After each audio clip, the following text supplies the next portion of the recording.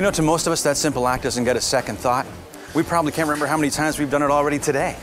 But if you're one of the thousands of Canadians who suffered a spinal cord injury, the simple act of getting out of bed in the morning or just getting ready for the day becomes an incredible hurdle to overcome, if it wasn't for the help and support of others. Hi, I'm Patrick McKenna. Over the next few minutes, we'll meet some amazing people with spinal cord injuries who never take no for an answer, and the doctors behind a medical miracle designed to have our wheelchair-bound friends up and walking again within the next 5 years. That's right, walking again within the next 5 years. That's their goal. So let's see how they plan to get there and how you can help. Come on. At McMaster University in Hamilton, Ontario, the spinal cord injury research team, led by Dr. Michelle Rathbone, worked tirelessly to find a cure for this life-altering affliction. In the summer of 2006, the team had a major breakthrough when they successfully regenerated nerves in the spines of rats by transplanting cells from the animal's own intestine to its spinal cord.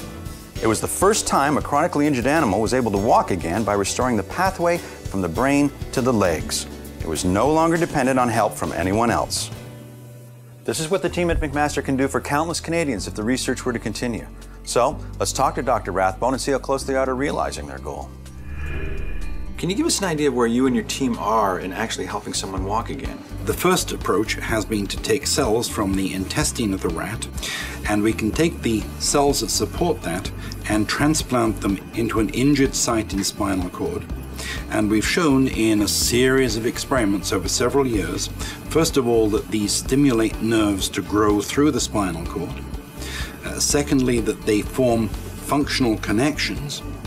And third, that they have in fact been able to make improvement in function in spinal injured rats. Now, the second approach we've taken is to use a naturally occurring substance called guanosine that's present in all our cells. What we've been able to do very recently is to show that this improves function even after chronic injury in rats. And together, one is causing nerve fibers to grow, and the other is then putting the insulation on the nerve fibers. Now let's maybe take this from working from the outside in. Who would indirectly benefit from your research continuing? For example, people with multiple sclerosis and spinal problems from multiple sclerosis and other disorders of that sort. So the indirect is to a broader audience. The obvious question is, I guess, then who directly benefits from your research continuing?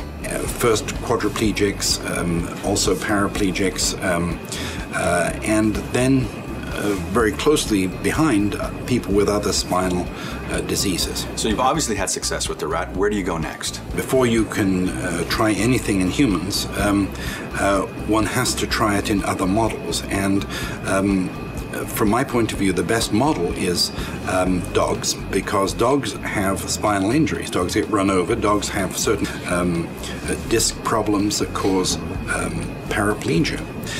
And it would be possible to try these techniques in animals who have developed spinal cord injuries, wouldn't need to be injured, but in fact could be potentially helped. Then that goes into humans after that. Now, where does all the money go from the success of all these marathons? About $2 million could be spent immediately, or would be spent immediately, on equipment. After that, there's a cost of the lab per year. And the cost, for example, of postdoctoral fellows may cost $60,000 to $80,000 to employ. So then there are various other costs. Even without going into human studies, a lab running at about $800,000 a year is a modest laboratory by large North American standards. Now, where does Canada stand in this race? Well, although we're obviously a tenth the size of the US, the work that we're doing in Canada, I think, stands equal or better than anywhere in the world. It's just a matter of putting the resources to it. So, Dr. Rathbone, can you give us an idea of what difference our contributions really make? Well, it would be the difference between perhaps 100 years and 5 years. So if possibly people can contribute at this level, then there's a whole team of dedicated scientists who are very anxious to be part of the solution, and will work round the clock to make it happen. But tools have to be available for them to make it happen. So you see, the continuation of Dr. Rathbone's work is crucial not only to the economy by reduced healthcare expenses to all Canadians, but especially those directly affected by spinal cord injuries. Let's meet one of them now. After an airplane accident left Charlie Satinsky paralyzed from the waist down, he was determined not to let it slow him down. Once he heard about Dr. Rathbone's work, Charlie became the driving force behind the Spinal Neurorestorative Society, an organization dedicated to raising funds for research through annual marathons and a once-in-a-lifetime national event. So, Charlie, why don't you tell us a little bit about how the accident has affected your life? Well, this kind of injury is life-altering. It affects you in every way that you can imagine and some that you can't. Before, I was jogging, I was mountain climbing, I was flying airplanes, and now all of that is denied to me. Now I have to do what I can do when you're in a wheelchair, and that's really only very few things. When you change in the way you were meant to be, you change a lot of parameters, and it's probably the worst thing that can happen to somebody that's active. And how has it affected your families? It is a big challenge, actually, and knowing what my father's life was like prior to the accident, the family's wrestling with, well, how do we help out, and how do we ensure that there is still an exciting life, available for him. And it did shift a lot of our focus and attention on helping other people, working together as a team. It's brought us all together even closer than we ever were before, but more with the focus and the attention to help other people who don't have that support network. Well, what would it mean to you to walk again? For me, to be part of this change means more than just me walking. It means 42 million people that are in a wheelchair around the world because of spinal cord injury will get huge benefit from it. Since I got injured, I see people that are quadriplegics. I see people that are 100 times worse than I am.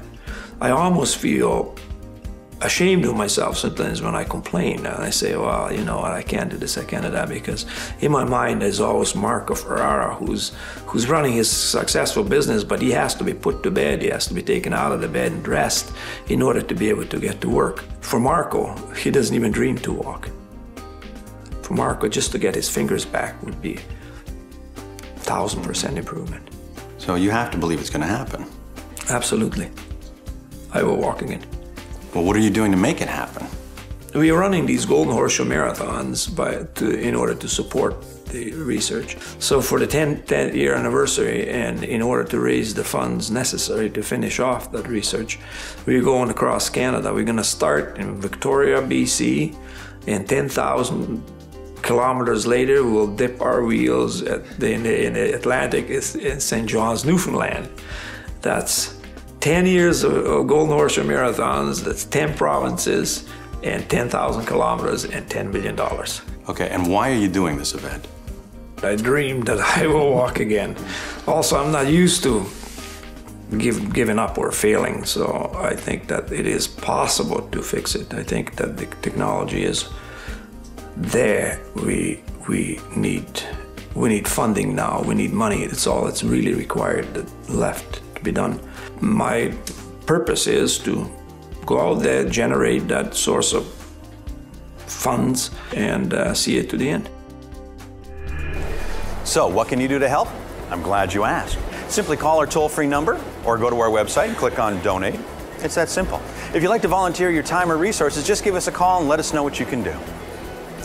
With help and support from everyday people like you and me, this research can continue, and thousands of families will be rewarded by loved ones who will walk again. Thank you for your support.